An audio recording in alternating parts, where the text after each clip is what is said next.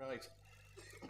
It's a tremendous privilege to be able to stand here and enjoy a few minutes of just to share some nostalgia. It's 37 years ago, just over 37 years ago, that I stepped through the doors of Newcastle University as a raw undergraduate, and little did I know that my life was to be changed forever. So we'll wallow in a bit of nostalgia for a bit. Okay.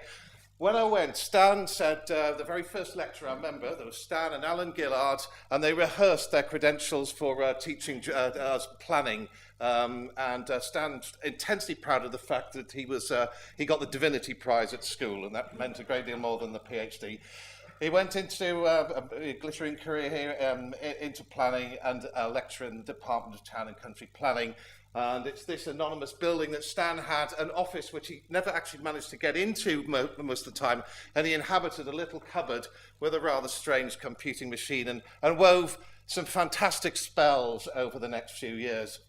Stan's PhD was about urban morphology, and his supervisor probably hadn't a clue what was about to happen, this led Stan into his early interests in the MORP classification and how to maximise the use of computing equipment. And two things run through the time at Newcastle. One is people, and the second is computing equipment. So you need a good idea, and Stan's always had huge reserves of good ideas, and you need some Fortran, and you need a machine. Okay, I had to get that one in. Okay, so there's a lesson here. The problem was the machines were limited in size. I mean, you've all got iPhones and smartphones, which you could run an entire university of in those days, and Stan found a magnificent shortcut. So let's just have a look back at what is now absolutely puny computer power.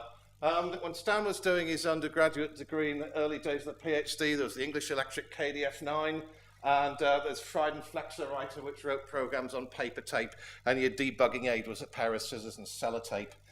Along came the very first 360-67, a time-sharing machine. IBM's operating system didn't work, so the blokes at Michigan wrote their own. A little bit later, the blokes at Richmond wrote their own, and they only managed to do it because they didn't know it wasn't possible. Then came the mighty IBM, just the year before I did, and this is the Selectric typewriter that's the IBM 2741 terminal that Stan inhabited for several of the years that I was an undergraduate, later in Amdal, then into the micro, and on. Anyway, back to regional taxonomy. About the same time that Toll was coming up with his first law, Stan's also discovering about spatial dependency and a neat shortcut in terms of getting a small and puny machine to work on gigantic problems. And of course, Stan always had the ability to think big and think out the box. So small classifications of EDs in Tyne and Wear became larger classifications of EDs in the northeast.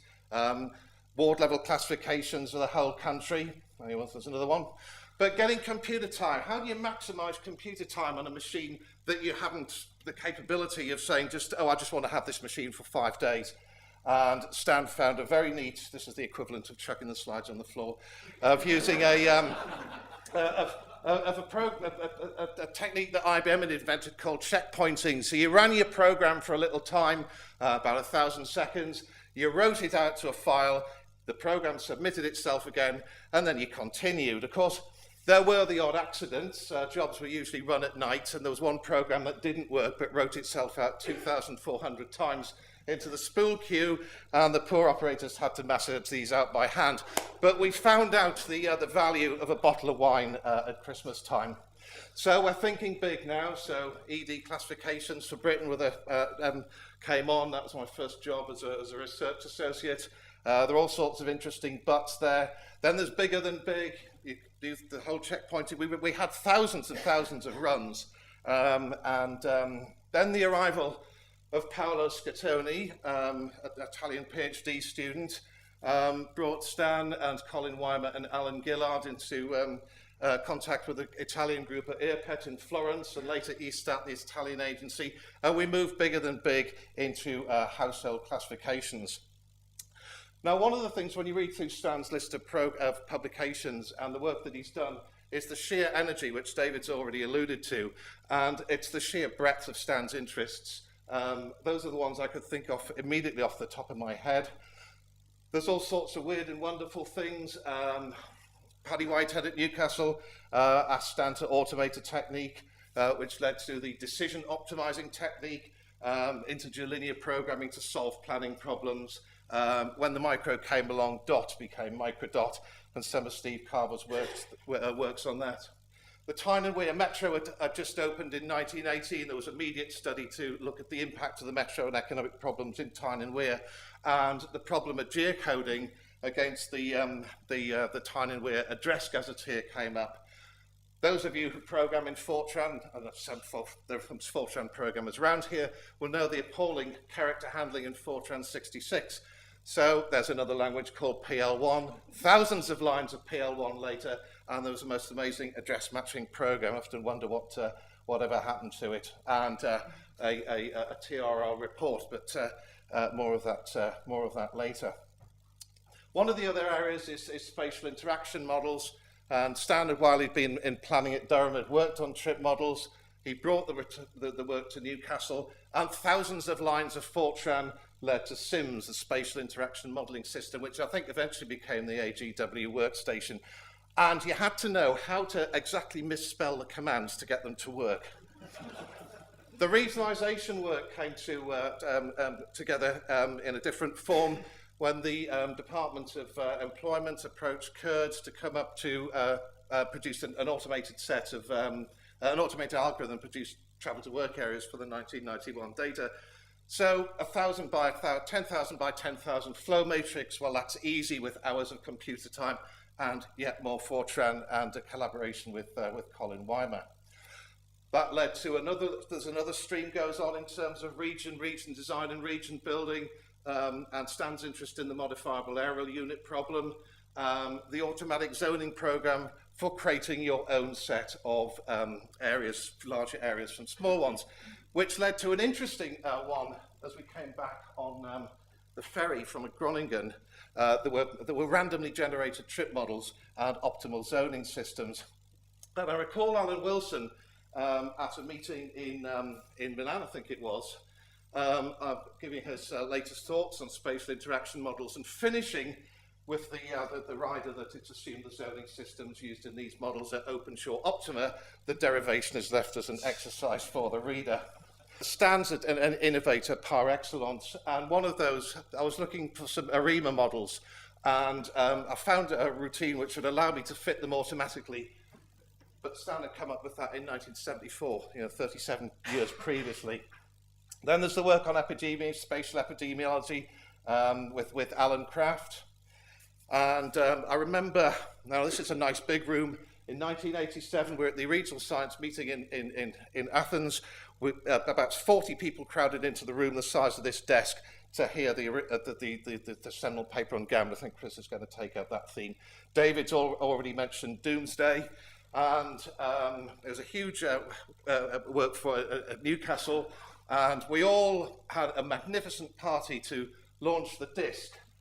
Unfortunately, Chernobyl blew up on the night of the launch, and Stan was too busy trying to get two drunk colleagues back on the sleeper to Newcastle to get the phone call to come and appear on television, so we do apologise for that.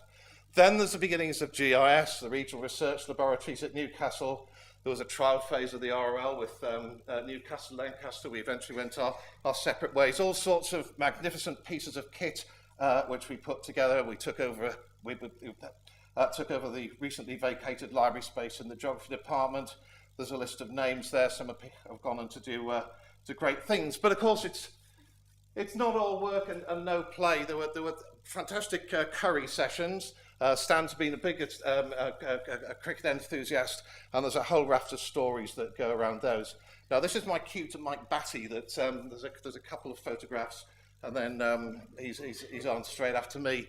Trips to Europe, eye-openers for me as a youngster. So there we are, all thinner. Chris Brunson with a lot of long hair. That's in Genoa, the European Conference in Geographic Information Systems. So we were early presenters across there. The social area analysis took Stan and Colin and Fabio Sforzi, classifying comune and eventually households in Italy, and Depravo the rat here was adopted as the mascot for all of that activity. Document versioning, long before the days of WordPresses, was something of an issue, and the CCP set of programs, again, thousands of lines of code by Stan to bring it all together. And this is my last slide, Mike. There are some very young geographers on here. One or two people that you might recognise. There's Stan, me, Neil Alderman. There's a very young David Unwin there, Bernie Fingleton, Stu Fotheringham, Denise Pumain, Stuart Oberg, and a cast of thousands. That's taken at Shanti in 1989. Well, that's a whistle-stop tour through the early years, just as my homage to Stan here. Like I say, it's a tremendous privilege to be able to stand in front of you all and do this in the same way that it was a privilege to write the chapter in the 21 years of IJGS about the GAM. And I think that's a theme that Chris is going to take up. Mike, over to you. Just press the button.